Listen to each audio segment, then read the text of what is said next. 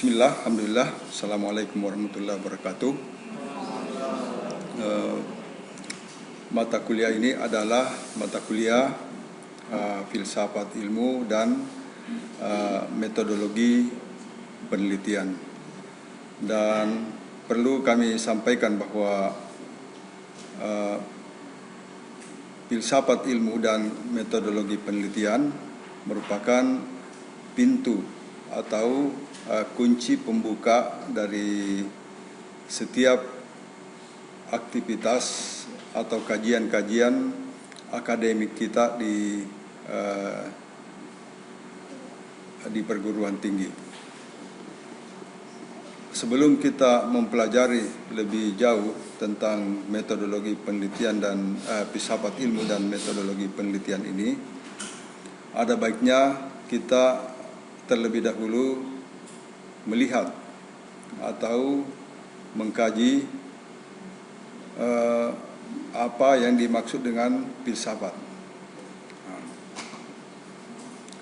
Tentu kita sering mendengar kata-kata ini yang sudah diserap ke dalam bahasa Indonesia.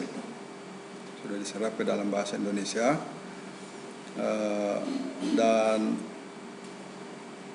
asal katanya itu diambil atau diserap, jadi di dalam bahasa Indonesia diambil dari bahasa Arab sebenarnya.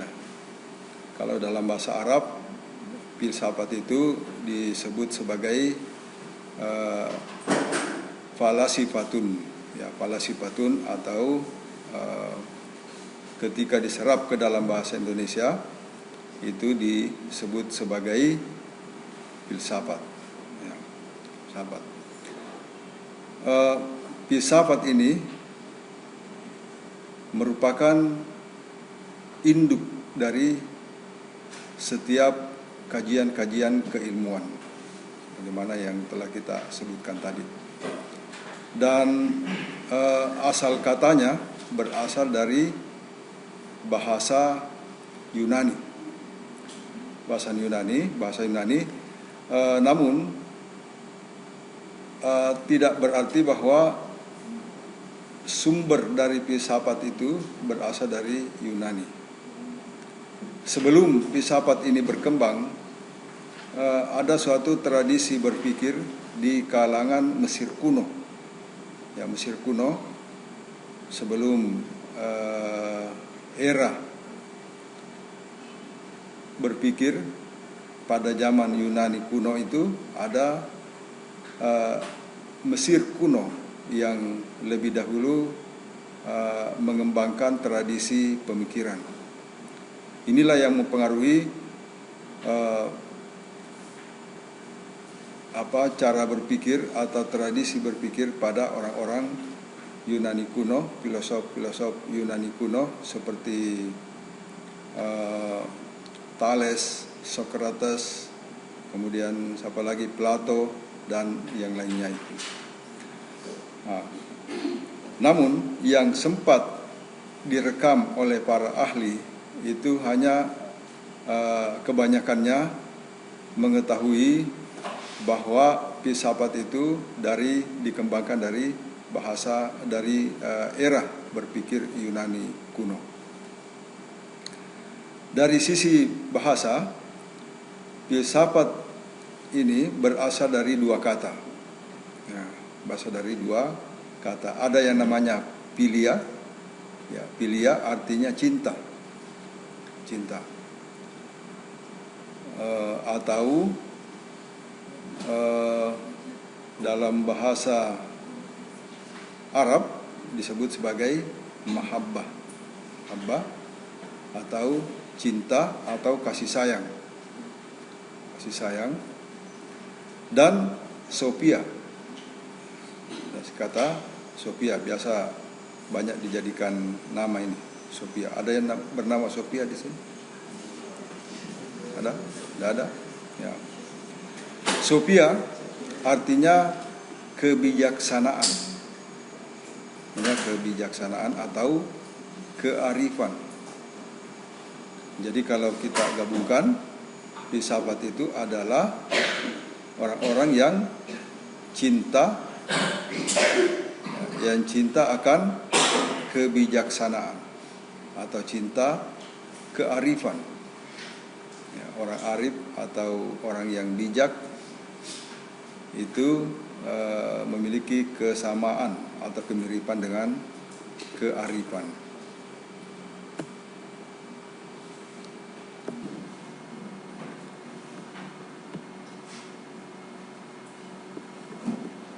Jadi cinta dan kearifan merupakan landasan utama pengembangan ilmu, pengetahuan, dan teknologi yang dikembangkan oleh manusia. Ya. Dan telah kita sebutkan tadi bahwa apabila ada iptek, produk iptek yang dikembangkan oleh manusia dan tidak menyayangi atau tidak memberikan kasih sayang atau tidak memberikan kehidupan kepada manusia, maka ini sesuatu hal yang merupakan anomali atau merupakan hal yang melenceng keluar dari koridor yang sebenarnya sebagaimana yang diamanahkan oleh filsafat ilmu pengetahuan itu.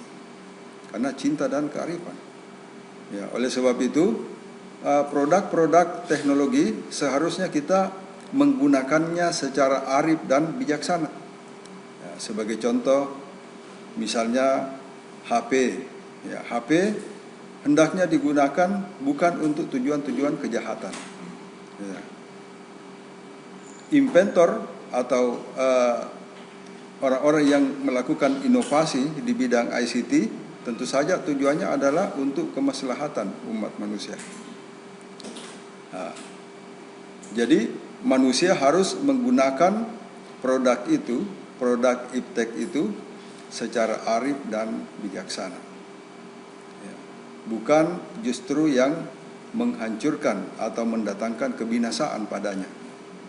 Karena landasan utama adalah filsafat ilmu pengetahuan. Kemudian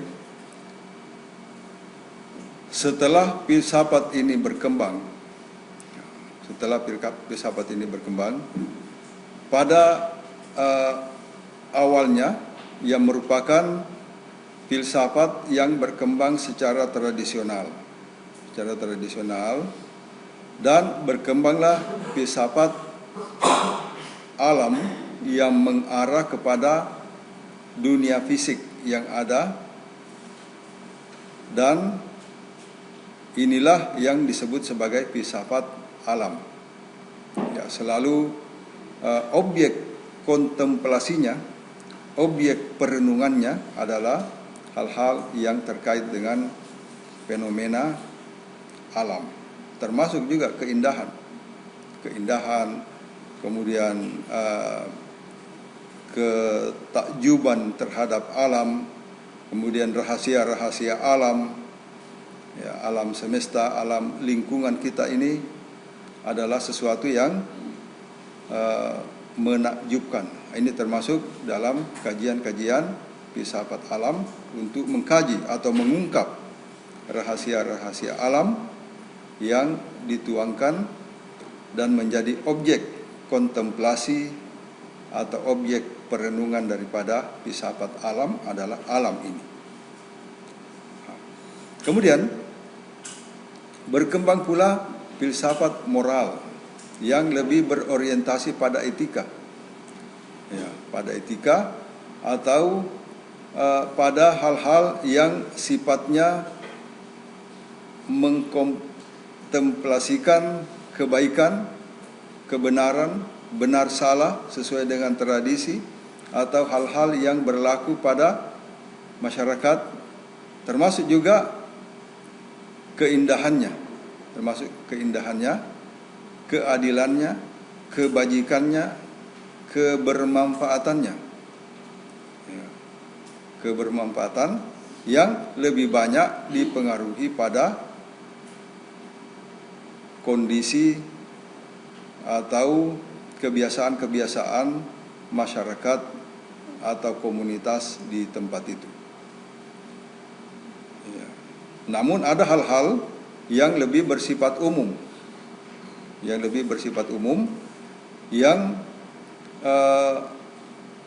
bisa diwujudkan dalam suatu etika. Jadi ada etika yang bersifat umum, ada juga yang memang bersifat kondisional atau situasional berdasarkan kebiasaan masyarakat setempat. Nah, kemudian yang ketiga adalah filsafat metafisik. Ya, filsafat metafisik atau dikenal pula dengan logika. Nah, logika yang membahas tentang eksistensi, keberadaan, sebab akibat, ya, tentang hal-hal yang bersifat transendental atau ketuhanan. Ini juga menjadi objek kajian daripada filsafat metafisik. Logika tentang bentuk, ya, dan cara berpikir. Dan cara berpikir, logika, ketika kita berlogika, ketika kita mempertanyakan tentang eksistensi, ketika kita mempertanyakan tentang keberagamaan, tentang ketuhanan yang bersifat transendental, maka semua itu adalah merupakan bentuk-bentuk abstraksi. Makanya disebut sebagai metafisika. Ya. Apa yang terjadi setelah dunia fisik itu, ya, di luar daripada dunia fisik.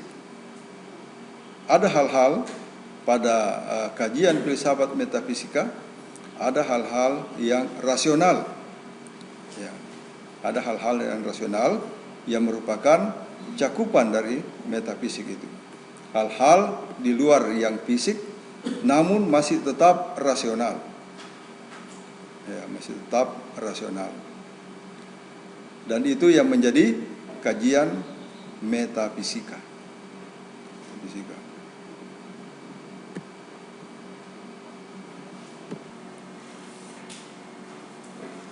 Kemudian seiring pula dengan kemajuan peradaban manusia, maka pada berbagai wilayah terjadi perubahan atau terjadi dinamika pada berbagai wilayah di permukaan bumi ini.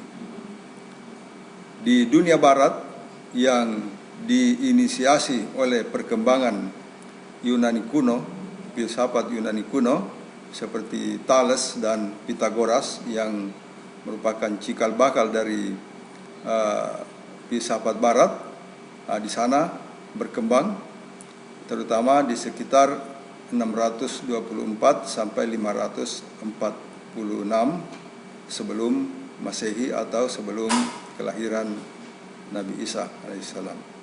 Nah, di sana diawali oleh Thales dan Pythagoras. Ya. Pythagoras orang yang pertama kali yang pernah menghitung jarak bumi dan matahari. Kemudian di Timur Tengah juga ada filsafat Mesir kuno seperti yang saya sebutkan tadi, bahwa filsafat Mesir kuno ini yang berkembang lebih awal dan mempengaruhi filsafat Yunani kuno.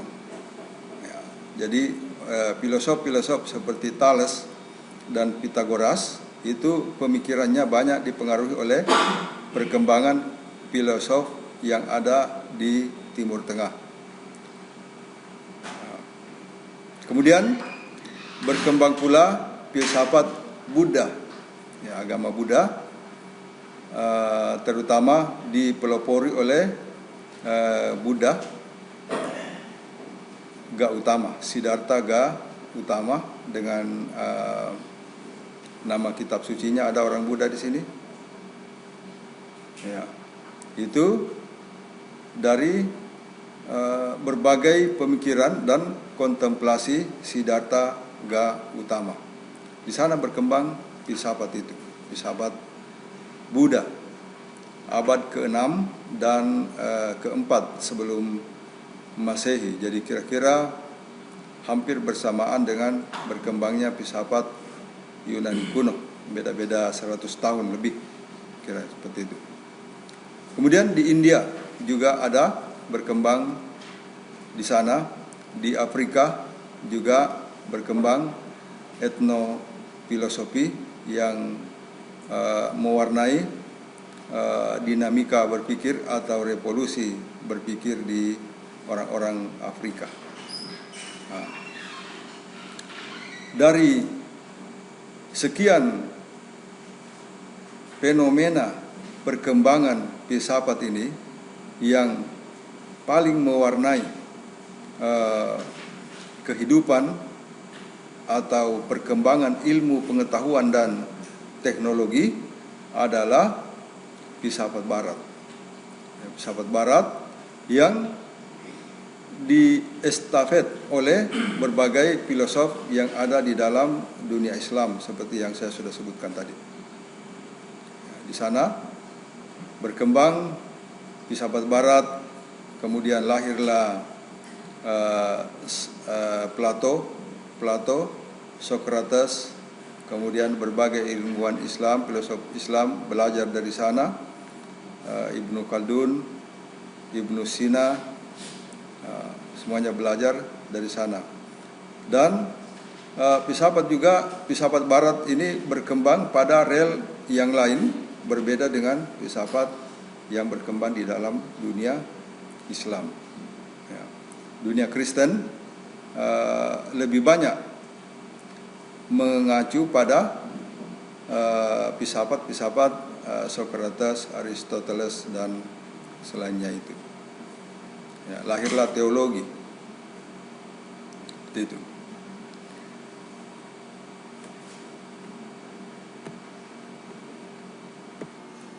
Kemudian metafisik, objek kajiannya adalah realitas tentu saja, kosmologi semesta, tentang semesta, bumi ini, dan juga tata surya, antariksa, alam semesta. Ini merupakan objek kajian metafisik. Kemudian tentang sejarah waktu, ya, ini juga menjadi objek kajian metafisik. Jadi realitas dan waktu ini hal yang bersamaan. Ya, sepanjang kita masih berada dalam ruang atau realitas, sepanjang itu pula kita berada dalam dimensi waktu, maka sepanjang itu pula kita masih hidup di dunia ini. Tapi apabila sudah tidak ada lagi dimensi waktu, kita sudah keluar dari dimensi waktu dan kita sudah keluar dari dimensi realitas, maka ketika itu kita sudah mati. Ya, kita sudah meninggal dunia. Itu bukan kajian filsafat. Dunia itu adalah dunia gaib. Tidak ada yang mengetahui alam gaib kecuali beberapa nabi dan rasul yang memang diberikan oleh Allah Subhanahu wa taala kepadanya untuk mengetahui dunia itu. Ya, dunia yang gaib itu. Objek metafisik sekalipun yang berbicara tentang abstraksi hal-hal yang tidak nyata, ini pun mengacu pada realitas.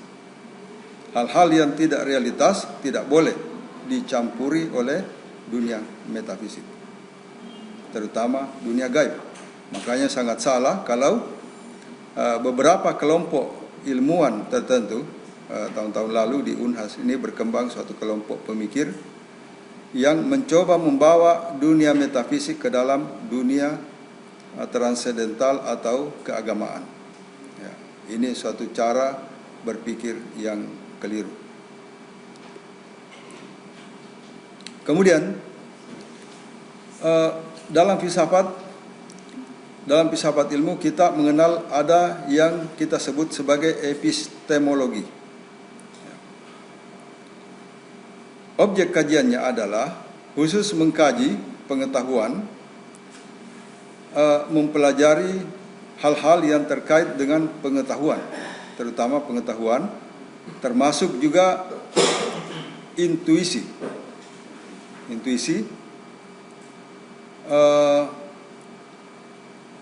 kemudian argumen, kemudian ingatan, pengetahuan perseptual, dan pengetahuan diri dan kesaksian. Kesaksian yang dilihat dengan mata saja.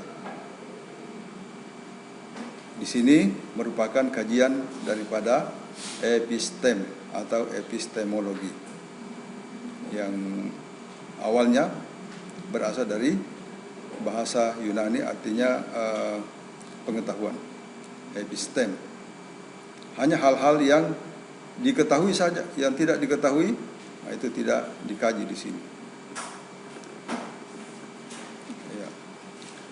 Jadi nanti buka LMS ya. Kemudian filsafat ilmu. Filsafat ilmu ini merupakan pondasi atau metode, sejarah, implikasi, tujuan ilmu yang merupakan objek kajiannya. Dalam filsafat ilmu berkembanglah filsafat biologi. Filsafat biologi yang mengembangkan pengetahuan, ilmu pengetahuan di bidang rekayasa genetik, misalnya perkawinan silang, ya, pemuliaan tanaman, kemudian termasuk juga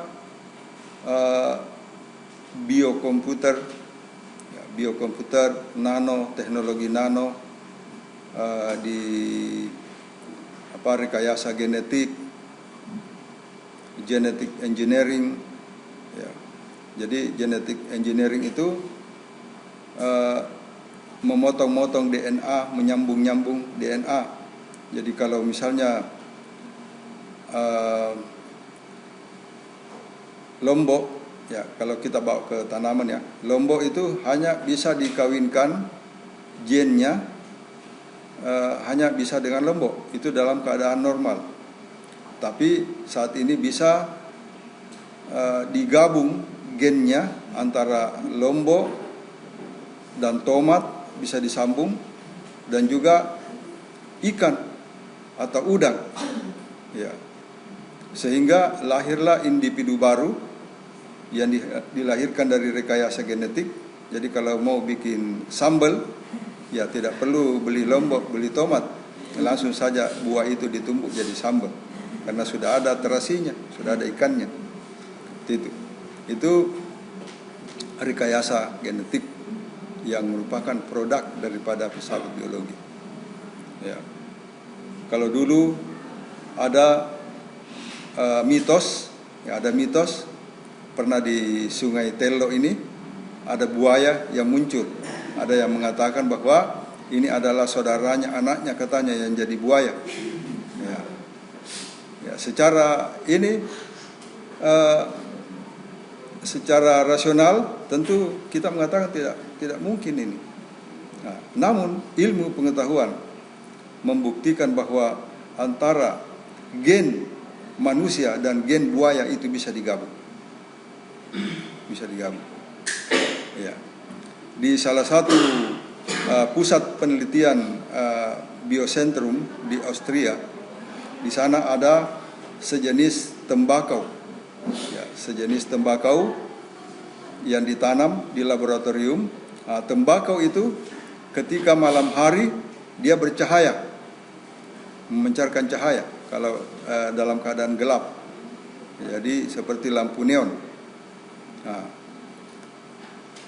gen tembakau ini sudah disambung atau sudah disisipkan di sana gen yang berasal dari ikan yang di laut dalam ada sejenis ikan yang hidup di laut dalam, itu memancarkan cahaya pada dalam keadaan gelap. Gennya itu diambil, dimasukkan ke dalam tembakau sehingga lahirlah tembakau yang bercahaya. Ya, segala macam bisa dilakukan di dalam rekayasa gen ini yang masuk dalam ranah kajian filsafat biologi. Ya. Semua makhluk hidup bisa digabung-gabung gennya. Suatu ketika juga di pegunungan Alpen di Austria itu suatu ketika ditemukan sosok laki-laki pemburu, yang hidup kira-kira mungkin 1000 atau 2000 tahun yang lampau. Ternyata setelah diselidiki, spermanya itu masih hidup. Dia masih hidup dan dibawa ke laboratorium, diambil, dan para orang-orang di sana yang ingin menyuntikkan ke dalam rahimnya sperma dari laki-laki itu, ya, untuk melihat bagaimana posturnya, ya. Mungkin seperti itu. Dengan perkembangan ilmu pengetahuan dan teknologi itu bisa dibuat seperti itu. Nah, disinilah pentingnya kajian-kajian filsafat etika untuk membatasi supaya manusia bisa berpikir benar. Ya, manusia bisa mengembangkan teknologi untuk kemaslahatan hidup manusia, dan juga untuk menjaga agar supaya otak atau akal manusia itu terjaga dari hal-hal yang kurang bagus. Kemudian filsafat matematika mempelajari asumsi-asumsi filosofis, dasar-dasar dan implikasi matematika. Filsafat matematika ini mewarnai ilmu pengetahuan dan teknologi, terutama iptek yang terkait dengan matematik, seperti komputer, handphone, pesawat terbang. Ya, perhitungan-perhitungan matematis tidak terlepas dari pengaruh daripada filsafat matematik. Dan sekarang ini setelah dengan berkembangnya metodologi penelitian, saat ini lahir suatu mazhab di dalam filsafat yang disebut sebagai New Science. Tapi kami tidak presentasikan di sini. Ya, New Science ini adalah luaran daripada filsafat ilmu yang berkembang akhir-akhir ini. Di antara pencetusnya adalah kalau saya tidak salah, ya, Auguste Comte. Ya, Comte, kemudian Cartesian, kemudian termasuk juga Newton, ya, Newtonian, Auguste Comte, dan Descartes, ya, René Descartes. Ya, René Descartes ini salah satu pelopor yang berada dalam era filsafat New Science. Itu. Dari sisi etika, sisi lain daripada filsafat, terdapat teori-teori, terutama teori tentang nilai, ini disebut sebagai aksiologi. Ya, aksiologi yang membahas topik-topik seputar kebaikan. Ya, definisi baik, definisi buruk, tapi dalam konteks rasional dalam konteks akal, ya, dalam konteks akal, keindahan, keadilan, ya, kemudian etika, estetika, termasuk juga politik, filsafat feminis, ya, filsafat hukum, dan yang lainnya. Ini semuanya masuk dalam ranah aksiologi atau teori tentang nilai. Tentang nilai. Nilai kebaikan, keburukan, ini semua dibawa ke dalam ranah aksiologi.